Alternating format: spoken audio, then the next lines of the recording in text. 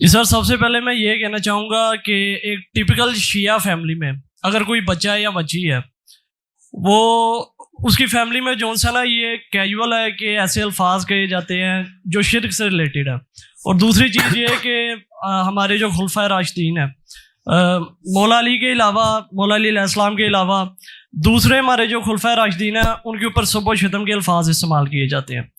تو ایسی فیملی کے ساتھ رہنے کے لیے ہم مطلب کس طرح مینیج کریں. تو دوسرا میرا کویشچن سر یہ ہے کہ ایک مرد مسلم تو وہ اپنی ماؤں بہنوں پر یہ حق رکھتا ہے کہ انہیں کہے کہ آپ اس طرح کا پردہ کریں، ٹھیک ہے، اور انہیں کہہ سکتا ہے کہ اگر آپ باہر جا رہے ہیں بازار میں یا کسی ایونٹ پہ یا کسی فیملی کا کوئی بھی ایونٹ ہے تو آپ انہیں کہہ سکتے ہیں کہ مطلب آپ اس طرح کا پردہ کریں، آپ مطلب اس طرح کے لباس میں باہر جائیں. اور اگر تو آپ کی بات پر امپلیمنٹ نہیں کرتے، نہیں سنتے، تو ہمارا کیا رد عمل ہونا؟ سوال چھوٹا کریں. جی ٹھیک ہے، پیچھے دیکھیں نا. اور سر تیسرا کویشچن یہ ہے کہ انسان کے لیے تزکیہ نفس کافی ہے مسلمان کے لیے، اور ہم عالم ارواح میں اللہ پاک سے کیا وعدہ کر کے آئے ہیں، ہماری اس کے حوالے سے کیا رسپانسبلٹی ہے؟ اللہ تعالیٰ سے وعدہ یہ کر کے آئے ہیں کہ خلیفۃ الارض جو ہمارے باپ آدم علیہ السلام کو کانٹریکٹ ملا تھا، contract that was a job, یہ کام تھا، ذمہ داری ملی تھی.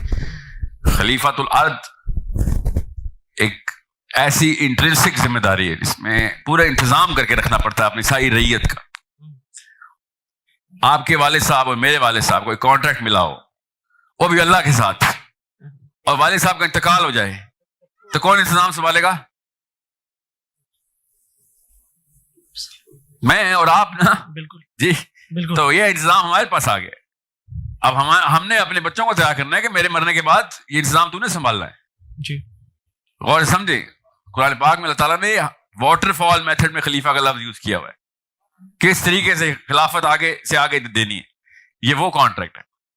جو دوسرا سوال ہے مجھے ایک بار دہرا دیجیے گا.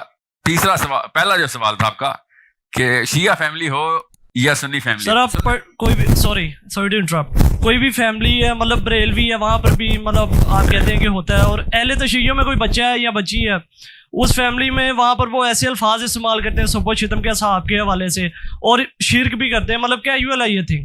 تو اس فیملی میں بچہ پھر کیا کرے؟ بچہ کامن سینس پہ آئے نا. کامن سینس آپ لوگوں کا کام ہے قوم میں پھیلا دینا کہ گالی دینا ہندو مت میں بھی حرام ہے، ہم نے اسلام میں الاؤ کر دی ہے. گالی دینا تو کسی بھی کامن سینس کے کرینے کے اوپر ایک بہت گھناؤنا قسم کا، گھٹیا قسم کا گناہ ہے. ٹھیک ہے، گالی دینا. مسئلہ یہ ہے کہ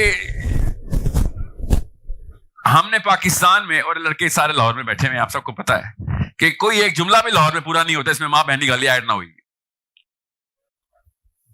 اصلی مسئلہ یہ ہے، اگر ہم ایک فرد کے اندر سے گالی کا کانسیپٹ نکالیں گے تو صحابہ کی ہستیاں تو بہت اوپر کی ہے نا. ہم ایک دوسرے کو یہ بات کرتے ہوئے شرمندہ ہو جائیں گے.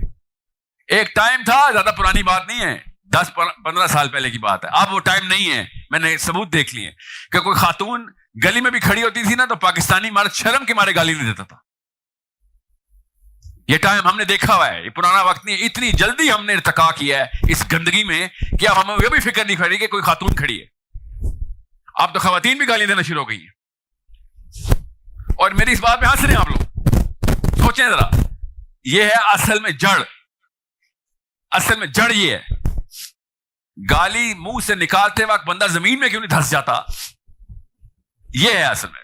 صحابہ کی تو کہانی اور ہے نا، کیجولی کسی اور بات کے اوپر ہم نے گالی الاؤ کر دی ہے. سو یہ جب اس جڑ کو نکالیں گے تو ساری کی ساری ہستیاں محفوظ ہو جائیں گی. ہم ہیں ہر کارے، ہم نے یہ کام کروا کے دیا ہوا ہے تمام تر مسلمانوں کو اور غیر مسلموں کو کہ جب دل چاہے گالی نکال دو. یہ کوئی چھوٹا واقعہ نہیں تھا گالی، اتنا بڑا واقعہ گالی. اس کی نفسیات میں ابھی جاؤں گا نہیں. جس دن آپ کو سمجھ آ جائے گی تب وہی بات ہے، وہ تو آخرت میں ہی سمجھ آئے گی اب کہ جب فرشتے کہیں گے تجھے پتا بھی ہے تو نے کر کیا دیا تھا. الفاظ کتنے ضروری تھے جو تجھے دیے تھے ایز اے گفٹ، اور تو نے ان الفاظ میں سے یہ الفاظ ایجاد کیے اور ان الفاظ کا استعمال بھی کیا، اور وہ بھی اگلے کے کانوں میں اندر گھسا دیے الفاظ. اس لیول کا گناہ ہے گالی.